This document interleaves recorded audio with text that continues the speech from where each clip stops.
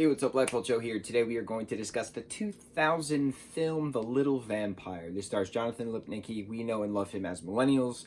He represented us for quite some time. He was in both Stuart Little films. He was in The Little Vampire. He's done a bunch of stuff since, but like indie stuff. So like, we haven't really seen him in like mainstream, like put him in a Marvel movie.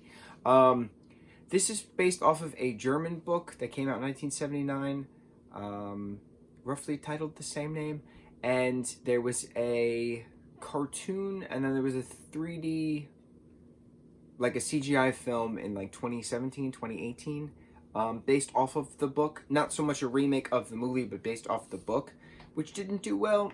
And honestly, I didn't even know that it was existed until there were memes about it. So it's this film, the 2000 film, is quintessential millennial nostalgia. Everything Tony has in his room is everything we had in our rooms, but like it's funny because the film takes place in Scotland and he's from San Francisco. So him and his family move into this, castle in Scotland because his dad is now a project manager from McAllister's golf course or something like that. Lord McAllister has a golf resort he's building.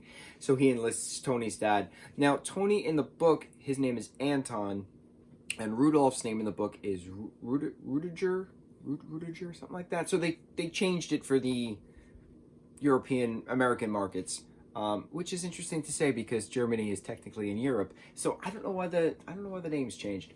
Oh well. So this is about Tony Thompson. He is 9 years old. He lives in a castle, and he is having dreams of vampires with an amulet, that there's hunters, all these things.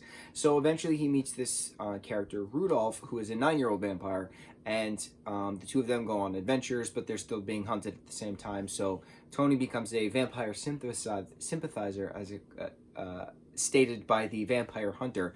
And then it's revealed that the hunter's family's been hunting, for over 400 years, and the vampires have been in hiding for over 300 years, and that this particular comet is coming, and the comet only happens once every 300 years.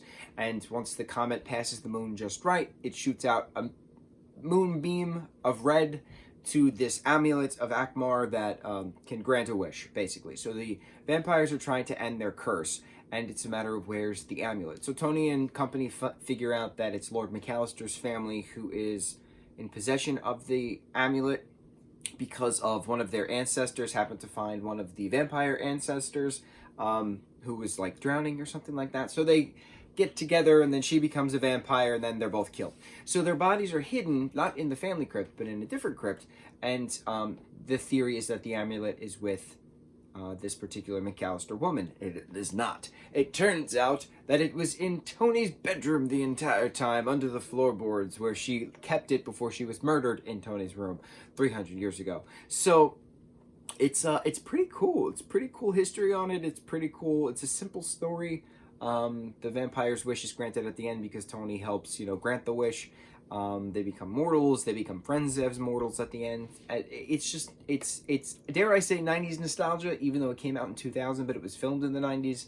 Like, Rudolph's playing a Game Boy. Tony's teaching him how to say slang, like duh and dude. So it's just such a great film. It's a good feel-good film because it brings back all your warm childhood memories of hanging out with your sibling and playing with your Pokemon cards and your Power Rangers toys and watching Little Vampire.